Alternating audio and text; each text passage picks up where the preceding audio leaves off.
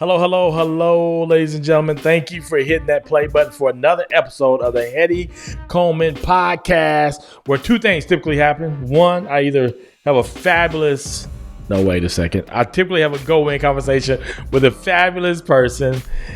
Or secondly, I've been talking over my blog post as a way of creating more content and being able to utilize that for my podcast, for video. So those are two things that I've been kind of doing with the podcast. But today, ladies and gentlemen, I got the one and only with me. And I asked Derrick to come in because I'm trying out some new stuff with Ecamm Live to do my podcast a little bit better, to be able to not have to edit as much as in Final Cut Pro.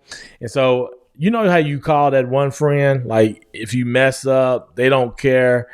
They still gonna love you, but if it goes swell, they gonna act like they had something to do with it. You know what I'm saying? Derrick is that friend for me, but also Derrick is one of the smarter people that I know. And so I have a new format that I want to do here on the Hetty Coleman podcast. What up, Derrick? What's going on, baby? How you doing? Man, I'm living large. Thank you for being patient with me. You know what I'm saying? Thanks for inviting me. I have until what time? You got about 3:30. You got about 29 minutes. I got 29 minutes 28. to get this all in. Let's go. So today I want to kind of do a format to where I'm really going to ask Derrick to hone in on a particular win that he's had. And I've already kind of pitched the win that I know that he had, which is writing your book, right? Yes, sir. And then we're going to talk about some of the right things Derrick has been consistent in to achieve the win of writing a book. And not just one book. Derrick has written 2 books. And so he has been in that phase of discovering right things. So we'll talk about maybe what he discovered from the first book that he tweaked and adjusted to be more consistent in on his second book. Yeah. So now this is the way I hope it all works out. I don't have any of this written down. I'm going off the top of my head. So thank y'all again for being with me. So Derrick. Yes, sir. Man, jump in. Just give everybody just a little bit about who you are and what you do and we'll go from there. Yeah, definitely. Derrick Sier, born and raised in Tulsa, Oklahoma, groomed into a man here in Oklahoma City. Been here for the last 20 years. I've been married for going on 20 years. I have 2 children, 15-year-old, 14-year-old, and we reside in Oklahoma City. And I work with youth here in Oklahoma City. I do mentoring. I do professional development that deals around group dynamics and relationship development. So I really love working with people and with groups. And that is what both of my books are about. The first one was called Small Stories, Big Teams, talking about everybody that has a story, how these small stories create these big stories, how in a book, there are chapters, within chapters, there are paragraphs down to lines down to words. And that's how stories are written. And the second book is called My Life of List, which is me observing the world around me and kind of breaking down those observations into life, learnable, these biteable, these edible type of learning tips. And so I think that's a great transition, man, when you think about right things, how we can go into the next part. Yeah, man. So first, let's do this. What made writing a book a win for you, and how do you determine a win? Yeah, a win is simply reaching my goal. That's a win for me. And I think one of the things that anybody that follows Hetty that's been a part of his goal win approach, he breaks down these big concepts into these small ones. And so, again, he breaks the year down into months down into weeks down into days down into hours. And I love the way that he's done that. I had never thought about doing life that way until I went through the goal win approach. Man, that's probably going on 6 years ago, 5 years ago, when he had his first. When did you have your first go in session? Man, I would say it was 2010. Was it 10? Well, Paradigm Shift's been around for about 10 years. Wow. So longer than that, before my business even started. Yeah. So you came through a regular workshop, and then you came to and did it like a session. Yeah. Just us. This is just the two of us, and went deeper. Yeah. Yeah. And then he's had Shipwreck Talks, which talks about, how do you learn from your mistakes. And Hetty's done a lot of good stuff here in the great city of Guthrie. But for me, when I think about what are those right steps, it's me being able to break down those big ones into the smaller ones. And so every day I wake up, I make this little list for me. And some of the lists that I make are moment lists. They're by the hour, by the day. Some are I need to get this done in a week. Some are I need to get this done in a month. And for me, when I was writing these books, a win for me, I couldn't focus on writing the book. I couldn't focus on writing a book. That concept was overwhelming for me. And so I had to take that and make that a later win. For me, writing chapters, writing stories, writing chapters, that sometimes felt daunting to me. And so I had to move that to a different section. For me, when I started writing this book, the first thing, which was a win for me, was to just get up and write. That I think people, they think about publishing and the impact that it's going to have in graphic design and all these awesome things. But in order to get to those moments, you just have to wake up and write. You got to wake up. What do I want to write about today? Do I want to write about the same thing every day? Do I want to write about a topic until it's done? Well, however that is, whatever your style is, you got to get up and write. The next thing I learned, which for me, which was another win, I had to discover my writing style. And so I interviewed several authors, and some of them said, man, no matter what, you got to write every day. You just got to put yourself in this mode of writing every day. I talked to another author, and that author said he is an inspirational writer. And so if he writes every day and he doesn't feel like writing, then he writes like crap. But the moment that he's inspired, he flows and he can write 5 or 6 days worth of writing in that 1 or 2 or 3 hours rather than trying to make himself write all the time. And so for me, as I was developing this concept of a book, I had to break down the big concept of a book of chapters into just writing. What's my style? How do I write? And those became wins. So on the idea of asking other people to kind of help you discover what are the right things to do, how did you pick those people? How did you find them? I'm just curious. Yeah, it was anybody, man. Anybody that was a writer or a reader. I had different people that I consulted on the book depending on what I needed. And so there are some people who were not authors. They were graphic designers. They designed books. There are other people who edit books, but they weren't writers.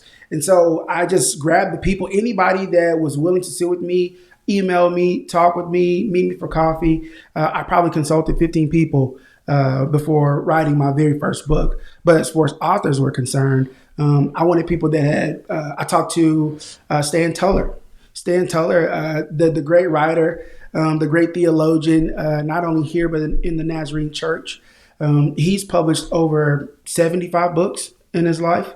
And he is a professional consultant, worked alongside very significant orators here in our country, has been all over the world. And then I talked to people who wanted to be authors, and they had never written a book before, but they had ideas that they wanted to express in written form. And so it was everybody in between, man. I was just trying to figure out who had information to share. And if it applied, then I kept it. If it didn't, I discarded it.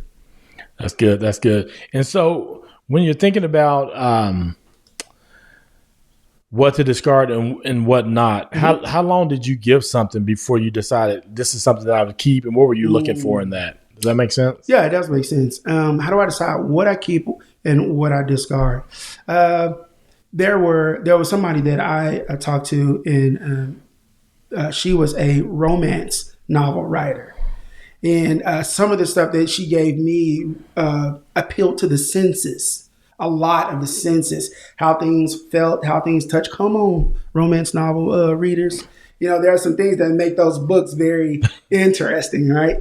And I couldn't take all of that, but I could take a little bit of it, right? So maybe not her approach of what she's trying to get people to feel, but I knew I needed to use my words and descriptions to make people feel a certain way. And so being able to take the concept, but not like the hard examples. And so I took the meat off the bones, and I threw the bones away, kept the meat. Other people were more educational or academic writers. And so they are very wordy, very lengthy. These are people that are helping co-author 500, 600, 700 page books. And these are textbooks, like academic books, like in class. And I knew I didn't want to write one of those. But what I did like about them was using other things to back their claims or their opinions, right? And so for me, it was very important to reference pastors, to reference friends, to reference other people that either thought along the same lines or thought contrary. So it's just, you figure out what you need based on where you're going. And to be honest, some stuff I thought I didn't need, and I actually did. And I was ready to discard it, but ended up having to retrieve it because it fit where I was going. And I didn't necessarily know where I was going. So I think some of those decisions you make up front, the others you make along the way.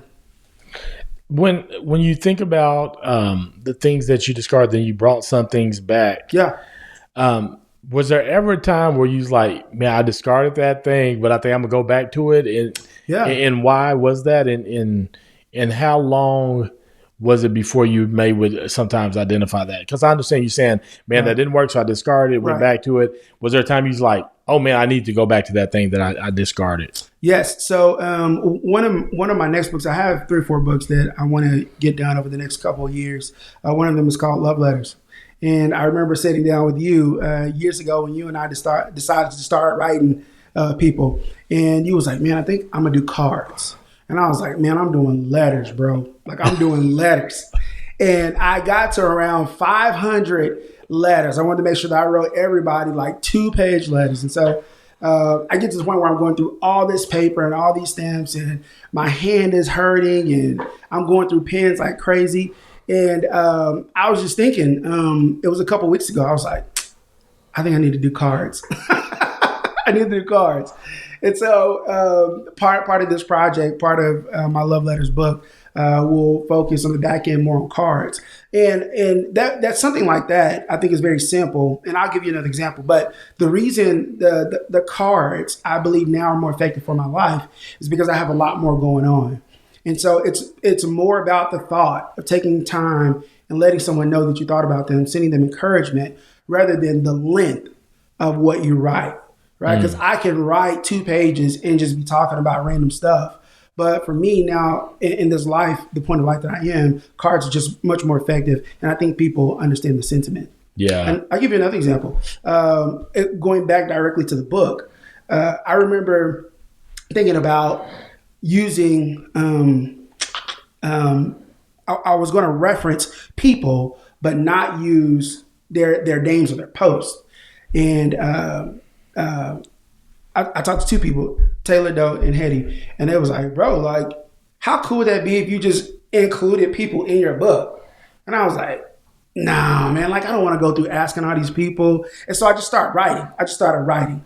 And the more I thought about it, I was like, that makes so much more sense to include people in my project. Like, it's just a name and a post. And they obviously posted on my list. And so, they enjoyed being a part. Man, that has been the most popular part about my Life of List, is that people are like, I'm in a book. Yeah. My friend published me. And I thought the idea initially was stupid. I thought it was like, nobody's going to be glad that their name is in a book. But that's actually been the most positive feedback that I've gotten, is like, yo, I'm in a book. Thank you for putting me in the book. This is the first time I've ever been in a book. I've never had my name published in anything. And I'm like, man, it's something so simple that I discarded so quickly that ended up being a huge hit. Yeah.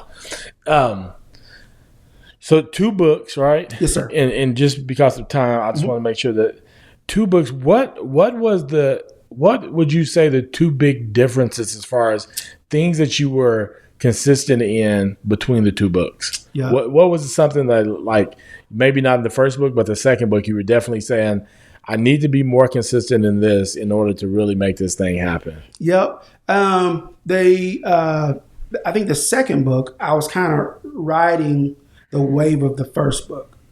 And so the first book, I just had to get going. Like, I had to do it. And wanting it to kind of present a certain way, it felt a lot more laborious than the second book. The second book, I kind of found a groove. Once I got in this groove of writing, and it wasn't every day. I was just sure to be, when I was inspired to write, or when I saw something, I had to make sure that I stopped and then I wrote in those moments. And so one of the biggest difference is the difference between having to write and getting to write. It's the difference between a chore and a love, right? The second book, I had a lot more fun writing.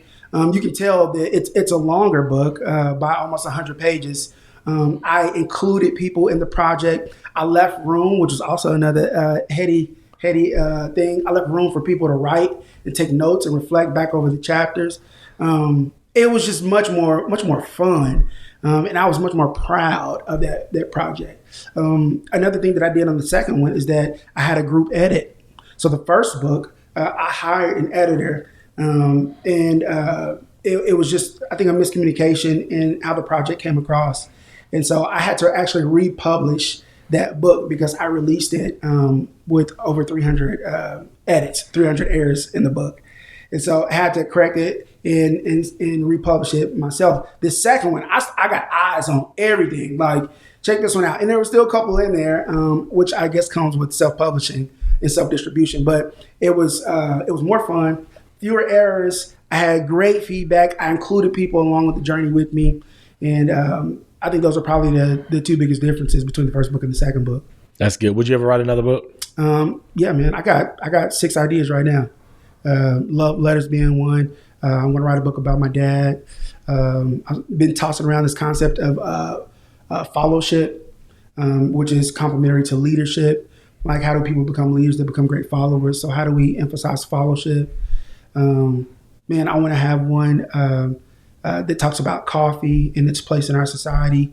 I mean, I just got ideas, man, where I just want to write. And I think one of the things that I love about a book, about a blog, about videos, is they can go places that I probably would never get to go. I have books in Hawaii, in Canada, in Namibia right now, just because people asked for books. They bought books. I sent books. Video. I have video. I did a conference for an oil and gas organization here in Oklahoma City, and they broadcast it to India. I've never been to India, but my face and my voice and my thoughts, my ideas are in those places. So that's what I love about printed material, about videos, is that you can send them and they make room for you. And so when you go, people are familiar with who you are and what you do, and it kind of breaks down some of the ice of unfamiliarity. So I'm definitely going to write again, man. So for those people out there right now who are saying, man, I want to write a book. Yeah. Where would you tell them to start tomorrow? What's something you're passionate about?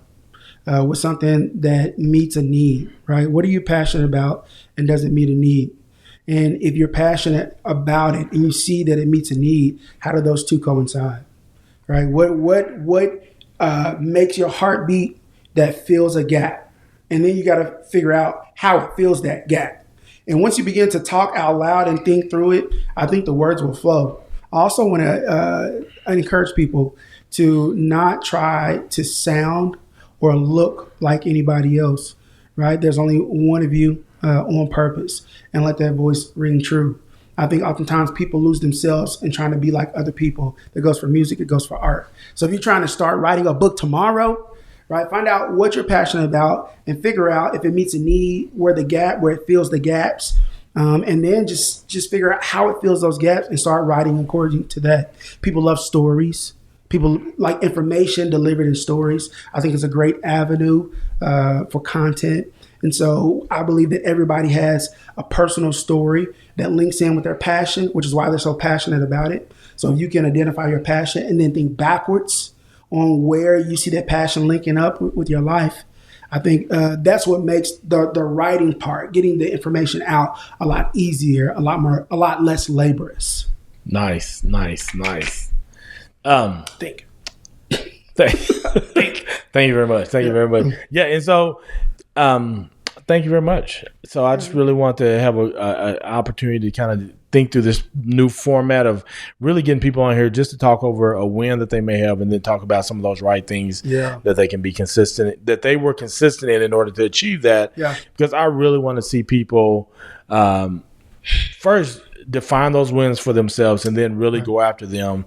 And I'm a big believer in that. If you can discover what those right things are, you need to be consistent in and actually do them. Yeah. That's how you make that happen. And so the more I think people listen in on people's stories and they discover some things to be consistent in, you know what I'm saying? I agree.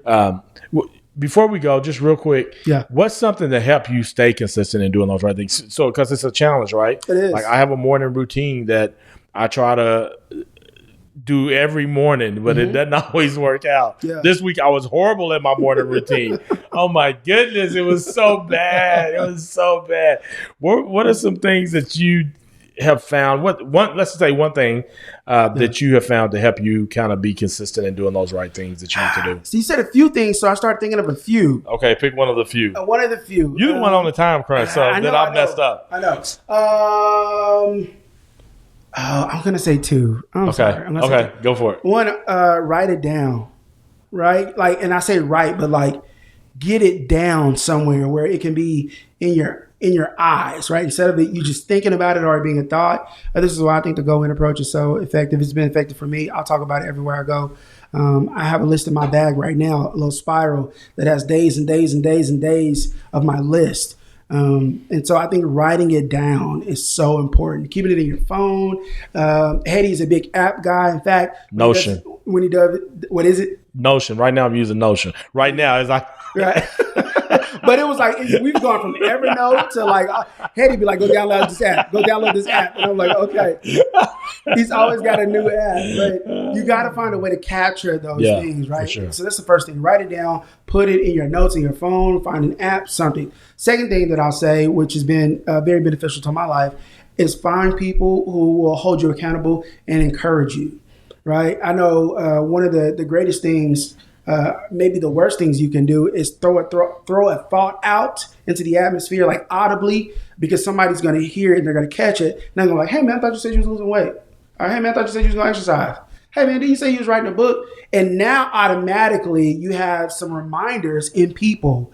But the reminders can't just serve as reminders. They also have to be encouragers. So I would say write it down, put it somewhere, and then find somebody that is going to hold you accountable and encourage you. That's good, man. That is so good. Well, ladies and gentlemen, thank you again for hitting that play button for another episode of the Hetty Coleman podcast. And go follow Derrick. Derrick, where can they just in case you drop some information, just in case, where's the best place? I've been on this social media hiatus, man, but I'm going to drop it out there. On my Sier on Twitter, Sier55, on Instagram, Derrick Sier, on Facebook, on my team building on all platforms, OMOS. Yes. Good. All right, go follow him. Go check him out, because when he does drop something, I'm sure he will be utilizing social media. You can also get his books on Amazon, right? Yep.